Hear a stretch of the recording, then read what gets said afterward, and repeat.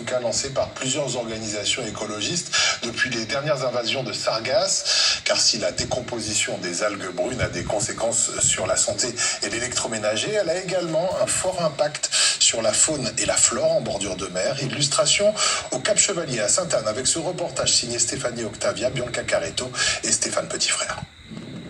Image paradisiaque d'eau turquoise, d'îlets bien verdoyants et d'un ciel bleu. Nous sommes au Cap Chevalier à Sainte-Anne. Une carte postale, mise à mal ces derniers temps par des échouages massifs d'algues sargasses. Un fléau pour Bébèche, dont l'activité principale est justement le pescatourisme dans cette zone. Tous les jours, on surveille l'impact, l'arrivée des sargasses et on voit qu'il y a beaucoup d'impact sur la mangrove, sur les plages. Mais là, avec la forte houle qu'on a eue, ça a éclairci un peu les choses reviennent petit à petit. Retour progressif à la normale pour l'activité économique. Mais qu'en est-il pour la nature? Une étude commandée en 2011 par la DEAL montre que l'impact des sargasses est modéré sur le court terme. Mais quand les algues séjournent de longs mois sur nos côtes, les dégâts sont indéniables. Regardez, ça nous a fait un fond blanc. Ça a tué les herbes. Dans la colonne d'eau, l'oxygène va diminuer.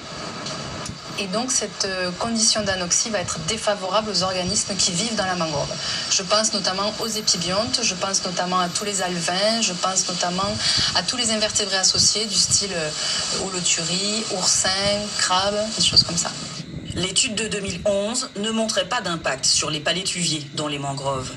Mais dans ce cul-de-sac où le courant emporte toutes les sargasses du Cap Chevalier depuis 2011, voici le triste spectacle qui s'offre aux visiteurs. Une mangrove à l'agonie, asphyxiée par les sargasses. Elle dégage, quand elle se décompose, de l'ammoniac et de l'hydrogène sulfuré. Donc ça crée une sorte de manque d'oxygène quoi, pour les espèces qui étaient. Ça tue les herbiers, ça tue la mangrove. Et il y a un recul en fait de la mangrove, un assèchement de cette mangrove. Et pour Marcel Bourgade, écologiste dans l'âme et enfant du pays, c'est un vrai crève-cœur. Je trouve qu'on a un comportement suicidaire, collectivement, humainement.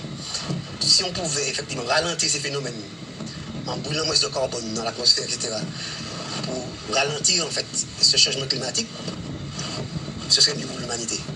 L'étude réalisée par la DEAL en 2011 mérite d'être approfondie pour mieux connaître toutes les conséquences des échouages de ces algues. Dans l'attente, une barrière anti-sargasse est en projet pour préserver les trésors naturels du Cap Chevalier. Les sargasses